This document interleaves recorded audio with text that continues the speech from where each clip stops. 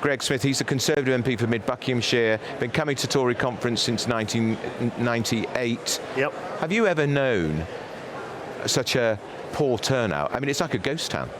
The conference does feel quiet. Actually, it is reminiscent of those years after we had that big defeat in 1997. But actually, the thing that matters is that members are turning up in slightly greater number to see the contest, to see the 4 leadership candidates in action, to test them before they cast their votes when it gets to the final 2 before the 2nd of November. And actually, to me, what's happening behind me actually plays to the narrative of something we've got to do as a party.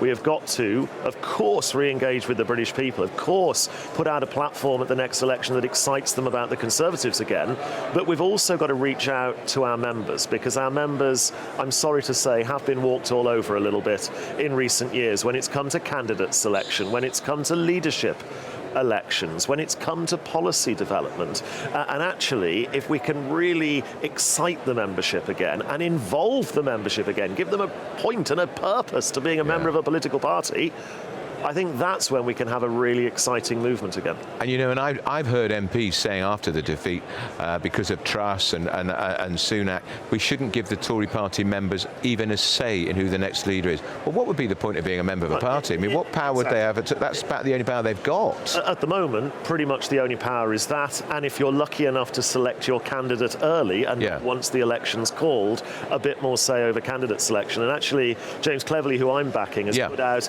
a big package. And I know to the outside world it's very internally focused around party reform, but actually if we can't get our own house in order first, what hope have we got of actually reaching out and re-earning the trust, or even re-earning the right to be heard by the British people, if we're not a functional party that values our members? And this is Britain's Newsroom, joining me live in Birmingham at the Tory party conference. I don't know how they let him in, but they did. Is Kevin Maguire, of course, is the associate editor of the Labour Party Sporting Daily Mirror. Kevin, you and I have been coming to party conference, I think, well, more years we care to remember. I think this is the number of people here is even lower than in the year after the Blair landslide back in 97, 98. I think that's right. I've been to bigger vicars' tea parties than this. A lot of MPs have stayed away, former ministers stayed away, people who lost their seats stayed away. Lobbyists aren't here. All the power was last week at Labour, and the Conservative Party's got a very small, ageing membership too. Yeah. And they've decided to save their money. I think perversely, membership of the Tory Party will go up because people will see they don't like what the Labour government's doing, and they'll think the only way. But how does the Tory Party get itself heard? Because when Blair was in power, all powerful, William Hague, the only time we read about William Hague was when there was another row in the Tory party.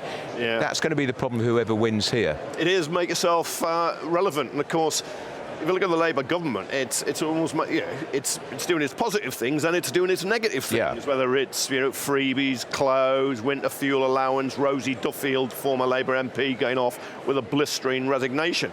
Conservatives aren't getting a look in.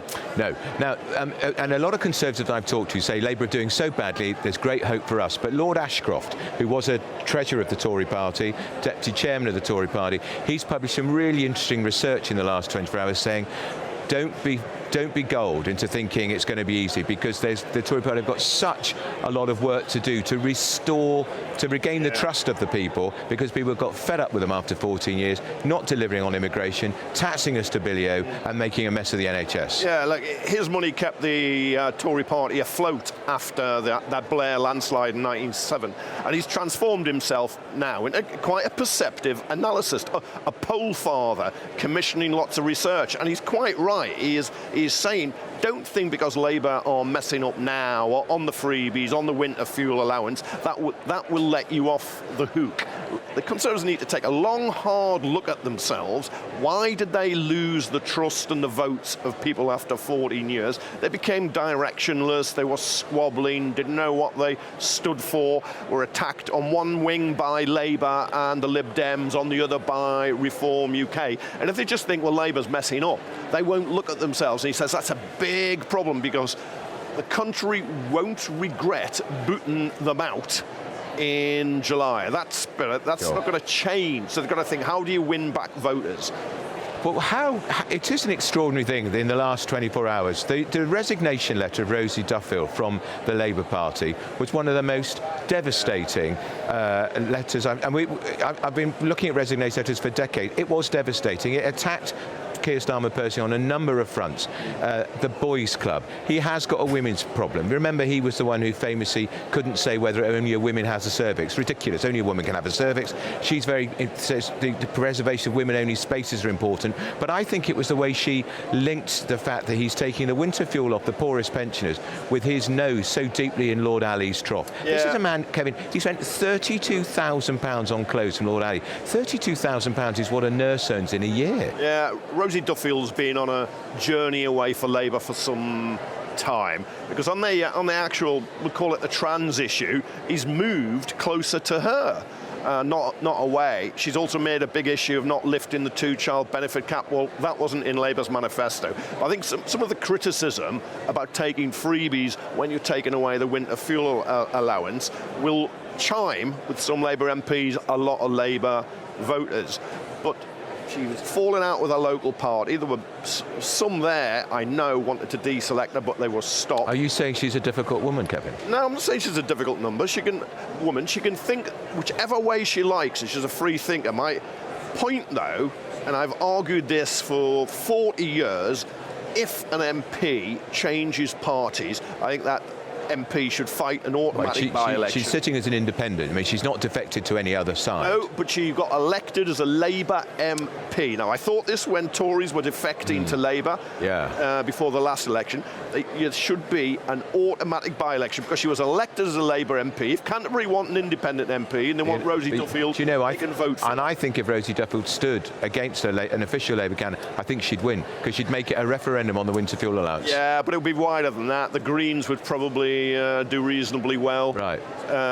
Conservatives are pretty poorly placed now in that seat. That used to be a Conservative bastion. There's been a lot of demographic changes, but it'd be an interesting by-election. But I just think as a point of principle, if you are elected under a banner and you leave that banner, you should have to fight a by-election. Why is Lord Ali so deeply enmeshed in the Labour Party leadership? What has he got? What does he want, Kevin? He's got his period. He's got lots of money. We hear that he was involved in do not topple Bashar Assad in Syria. We know he had his all-access pass to number 10. What does he want? I mean, £32,000 in suits and spectacles for the leader of the opposition, the now Prime Minister. It's a staggering amount of money. What is he after? He's worth 200 million, or he's thought to be worth 200 million. He's given Labour 700,000. He's become a spider at the centre of a free web lunch. Kevin, there's no such thing as a free lunch. No, of course there's not. It's said that he wants access to power and he wants to be at the top table.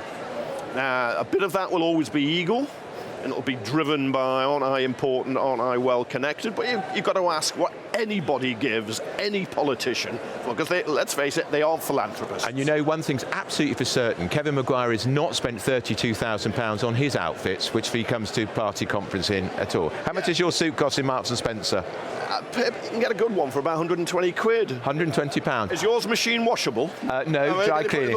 Mine costs more than £120, but I could not spend £32,000 on suits. It would take me a lifetime.